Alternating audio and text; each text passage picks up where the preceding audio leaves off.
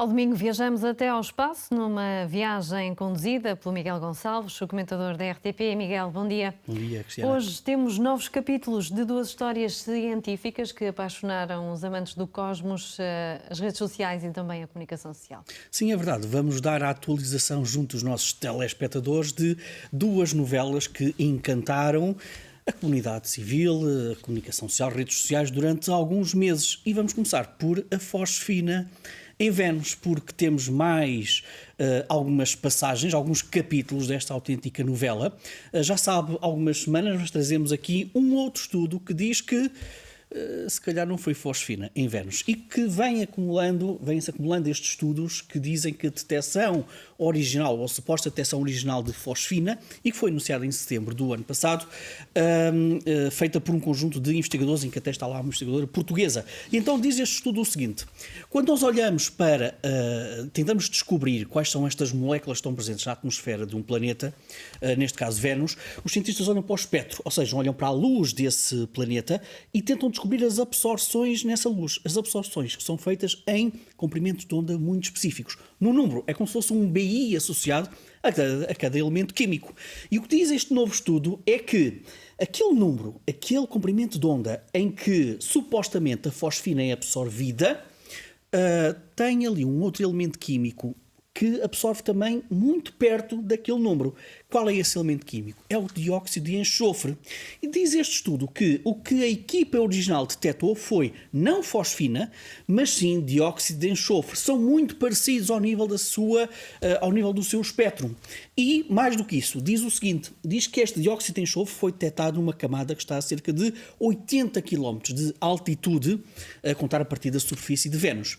A detecção anterior, a suposta detecção de fosfina, foi a cerca de 50 km. E diz este estudo que, não, a 50 km, qualquer elemento de fosfina já teria sido extinto. E, portanto, muito dificilmente nós podemos detectar àquela altitude fosfina. E, portanto, muito mais provavelmente foi dióxido de enxofre. Porque é que muitos cientistas suspiraram um bocadinho de alívio com esta teoria? É que o dióxido de enxofre nós sabemos que está presente na atmosfera de Vênus. Era muito mais difícil de explicar, ainda por cima àquela altitude, precisamente fosfina. Mas garanto-te, Cristiana, que é uma novela que vai ter continuação, certamente, nos próximos anos.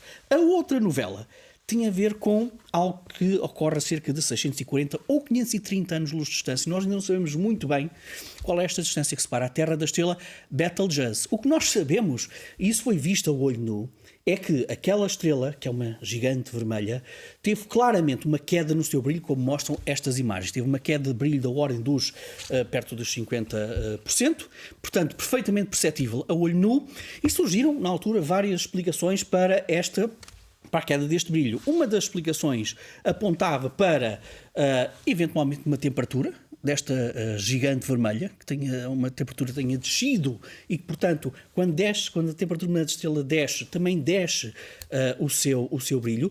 Outra teoria apareceu mais unânime, que dizia que houve toda uma quantidade de poeira que também está presente em estrelas gigantes vermelhas que criou este obscurecimento da estrela Betelgeuse, mas agora vem uma outra teoria que diz que nós, calhar, vamos ter que pegar novamente na temperatura. E porquê? Porque este grupo de cientistas norte-americanos olhou para a molécula de óxido de titânio.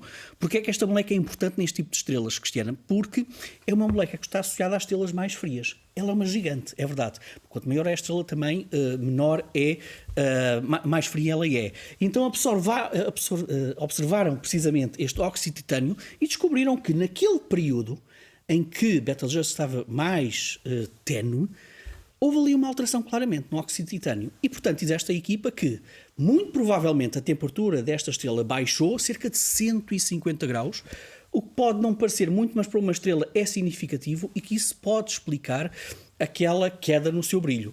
E que, se porventura essa queda de temperatura fosse de 250 graus, então nós nem sequer precisávamos de pôr aqui poeira ao barulho.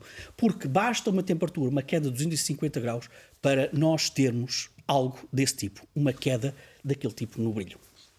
Muito bem, avançamos agora com informações. No mês em que Marte vai receber mais uma armada de investigadores robóticos da Terra, há mais 2 estudos que apontam novas luzes para mistérios antigos e contemporâneos do planeta vermelho. Olha, é verdade. E vamos, sobretudo, à superfície de Marte e tentar responder esta pergunta que foi feita por um conjunto de investigadores. Será que os deslizamentos de Terra em Marte, sim, porque também existem, são causados por uma relação promíscua, quase autenticamente, entre sais subterrâneos e gelo?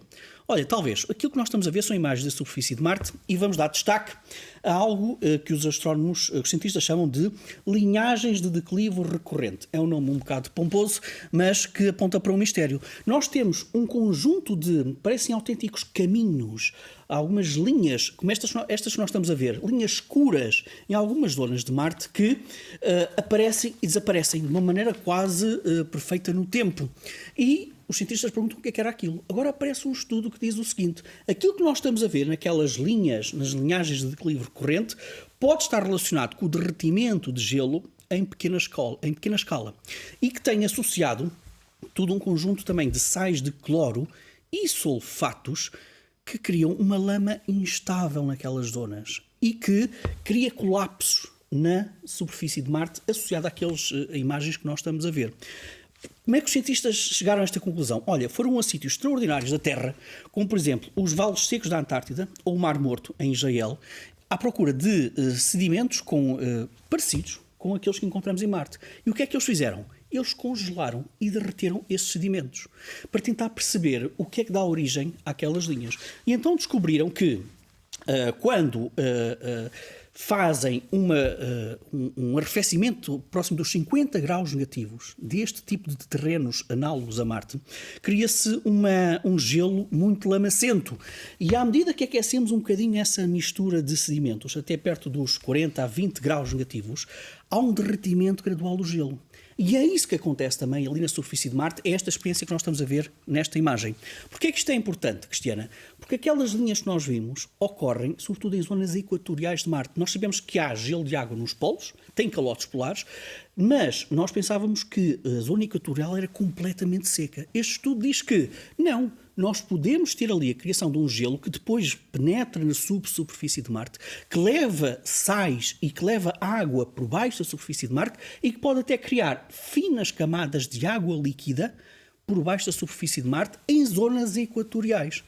Isto para os astrobiólogos é algo absolutamente delicioso porque permite abrir novas pistas para eventuais especulações astrobiológicas na zona equatorial de Marte. Não apenas nos polos, onde sabemos que existe gelo de água, mas também em zonas equatoriais e por baixo da sua superfície.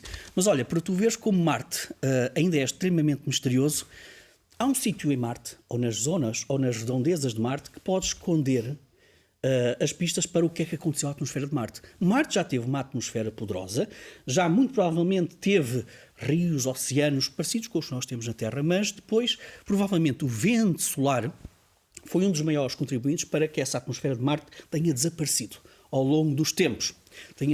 O vento solar autenticamente despiu a atmosfera de Marte. Onde é que poderão estar indícios dessa atmosfera de Marte? Olha, numa das suas luas, Phobos. Nós, na semana passada, neste mesmo estúdio, falámos de como é que a Terra e a magnetosfera da Terra pode ajudar a sintetizar água na superfície da nossa própria Lua.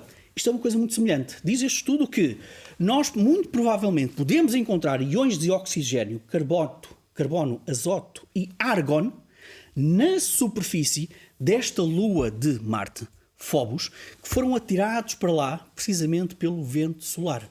E, portanto, as futuras explorações de Phobos, e atenção que há uma missão japonesa que está pensada para partir em 2024 para ir até Phobos, e diz este estudo que se esta missão aterrar na zona visível para Marte, porque Phobos apresenta sempre a mesma face virada para Marte, tal como a nossa Lua para com a Terra, podem encontrar ali, à superfície de Marte, estes íons, que são os íons da atmosfera perdida de Marte. E medir esta concentração de íons, medir toda esta quantidade de íons, pode ser o elo que falta para perceber o que é que aconteceu à atmosfera de Marte. Mas para teres uma pequena ideia de como este estudo é preciso, diz este estudo que muito provavelmente, podemos encontrar estes íons implantados na superfície de Phobos, mas olha, a uma espessura de centenas de nanómetros da superfície de Phobos. O que é que isto quer dizer?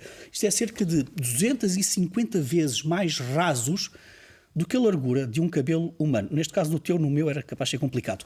Mas, portanto, se penetrarmos apenas uma profundidade de 250 vezes inferior à largura do cabelo humano, nós podemos encontrar aí os segredos para o que é que terá acontecido à atmosfera marciana. Miguel, e para terminar, viajamos até 7 de fevereiro de 1984 para vermos uma imagem. Há muito tempo que nós não trazíamos aqui uma efeméride e acho que nesta altura em que estamos a pedir encarecidamente à população para ficar confinada em casa, para bem de todos, a bem coletivo, ao bem da própria saúde da nação, esta é uma efeméride curiosa, porque olha, foi mesmo há 37 anos que se deu o primeiro passeio, trabalho, digamos assim, caminhada espacial completamente sem qualquer ligação a nenhuma nave. Foi feito pelo astronauta Bruce McCandless. Aí, aquilo que nós estamos a ver foi uma missão que ocorreu, portanto, a 7 de fevereiro de 84, e este cavalheiro esteve completamente solto, apenas guiado pelo seu MMU, a Unidade de Manobra Tripulada, e foi a primeira vez que tivemos um astronauta completamente desprendido da sua nave em pleno voo. E, curiosamente, olha, este senhor deu também uma contribuição para a história de citações famosas da exploração espacial. Ele lembrou-se naquela altura que se calhar deveria dizer algo interessante, tal como Neil Armstrong fez quando colocou o primeiro pé na Lua. Então, disse na altura Bruce McCandless que pode ter sido um pequeno passo para o Neil, mas é mesmo um grande salto para mim. E, portanto, nestes tempos de confinamento, trazemos aqui esta imagem do supremo desconfinamento, que também foi pedagógico, tal como este nosso confinamento. Porque isto, muito mais do que esta caminhada a solo e desprendida, foi também o passo para missões muito mais arrojadas, olha, até mesmo de recuperação de satélites. Miguel, obrigada. Assim terminamos com esta recordação da exploração espacial. Fazemos